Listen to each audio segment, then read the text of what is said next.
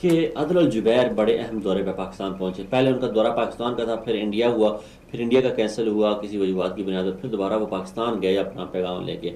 تو آپ کیا سمجھتے ہیں کہ پاکستان اور سعودی عربیہ کے جو تعلقات ہیں، اور ایک ایسے موقع پہ سعودی عربیہ کی طرف سے جب پاکستان نے OIC کا بائیکاٹ کیا، پاکستان میں ایک عوامی جو اشتعال تھا وہ بڑے عروج پہ تھا، اور اس کو کم کرنے کے لیے کہتے ہیں کہ OIC میں جو پاکستان کے حق میں قرارداد منظور ہوئی اور کشمیر کے مظالم کے اوپر جو آواز اٹھائی گئی وہ سعودی عربیہ کے ولی عہد کے کہنے پہ اٹھائی گئی ہے.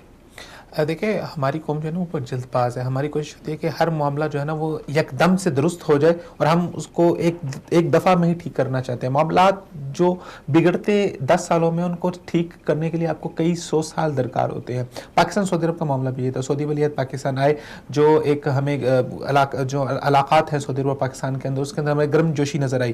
اس کے بعد پھر جب پاکستان اور انڈیا کی کشیدگی ہوئی، اس وقت لوگوں نے بہت زیادہ اعتراض کیا کہ سعودی عرب نے جو ہے وہ پاکستان کے حق میں آواز نہیں اٹھائی، سعودی عرب کو آگے آنا چاہیے تھا. دیکھیں ہر ملک کی اپنی ایک ڈپلومیسی ہوتی ہے اور وہ اس کے مطابق چلتا ہے.